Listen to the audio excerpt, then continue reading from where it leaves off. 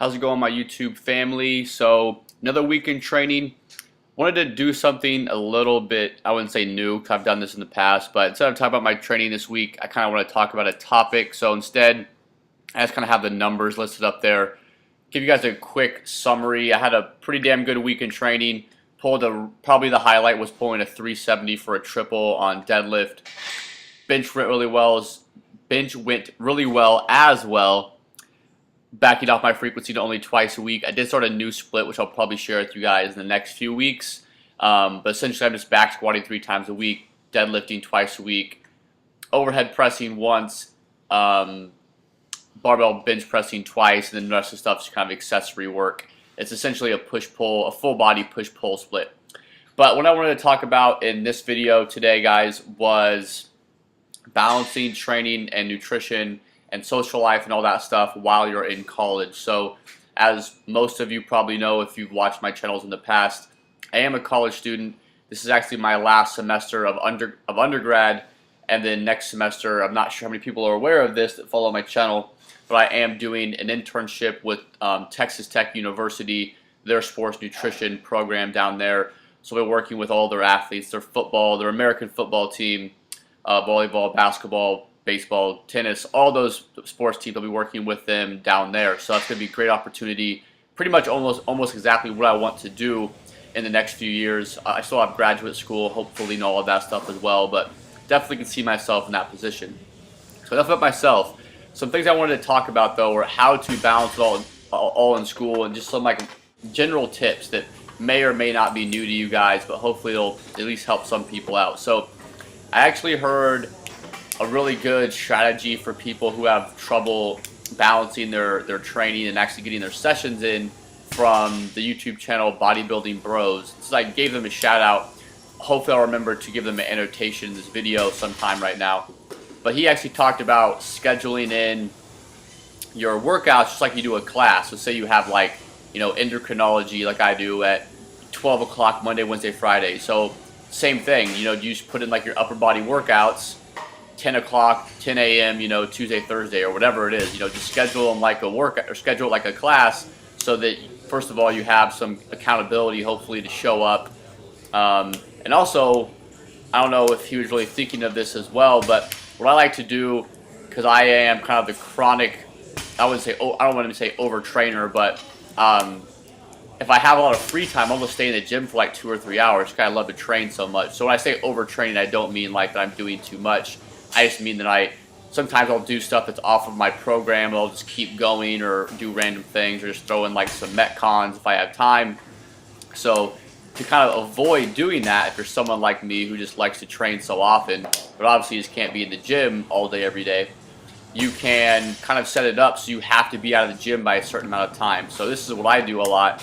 Say if I have I also, work 20 hours a week. So say if I work at like 5 o'clock, luckily for me, I work at the gym that I train at, so transportation time is none pretty much.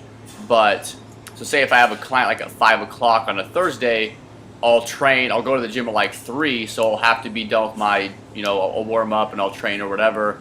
Then I have some time to kind of gather myself, make sure I'm done by like 4:30, 4:45 before my client, and that way, I get my core lifts in.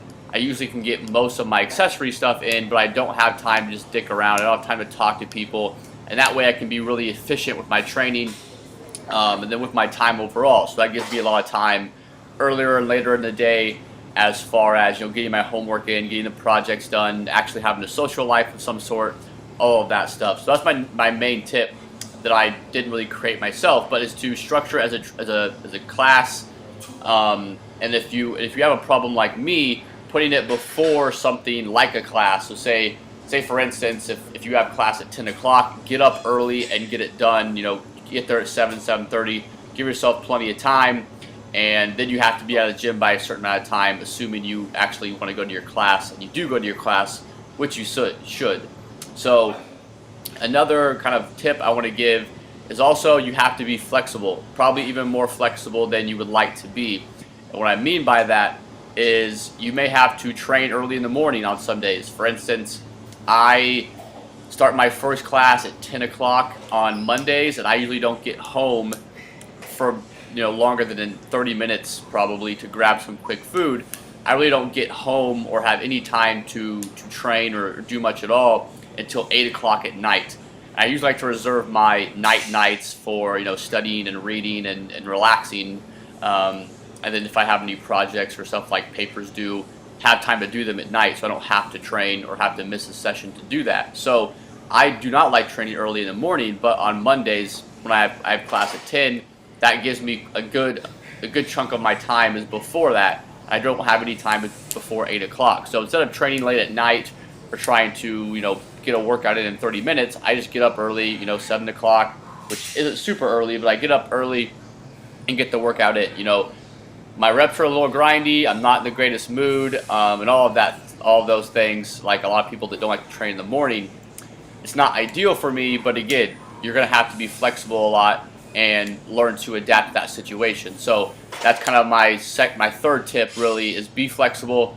Understand that you're not going to have everything perfect. You're not going to be able to do all of your assistance work all of the time. You're going to have to skip some workouts, or maybe skip some exercises in a workout, which is probably one reason why you should be on a really efficient program centered around some heavy compound lifts, so you can get those in. And if you get the other stuff in, it's kind of like cake or icing on the cake, I guess. So that's my third tip. Be flexible with your training times. Don't think that you have to train, exactly 2 hours from the dot after a meal, or you have to have your post-workout meal, or else you can't train. If you try to do that, you're going to drive yourself incredibly crazy, especially if you're a student and you work on top of that. Just to give you guys some idea of what my weeks look like. Yeah, I work 20 hours a week at my job, and I'm currently in 16 hours of school, so that's 36 hours of just being somewhere, and that's not taking into account any of the time you're studying, any of your social life. So honestly, if you just take in studying and stuff I do with MyoBrain and YouTube, I'm probably easy putting in 50 to 60 hours a week as a college student. And I don't really feel overwhelmed by that at all. So I'm not saying you can't do it, but you have to be structured. You have to have time management. So that's kind of like leading them into my next tip for you guys, is understand that if you're going to really dedicate yourself to bodybuilding or powerlifting or just taking your training seriously, while I am all about balance, and I think you should get in there for your hour or two a couple of times a week, make sure your nutrition's on point, which I'll get to hopefully in a few minutes. And then after that, you just don't need to have to worry about it. Don't think, get on a simple training program, have someone set it up for you or whatever, and then just do it. Don't think about it all the time. The last thing you want to do when you have school and work and all that stuff is chronically overthink about what you're doing in the gym. You want to just go in there and work and get out. But with that being said, you do have to understand that, say if you're training an hour and a half, 5 times a week like I do, that's 8 hours, I think, if my math is good.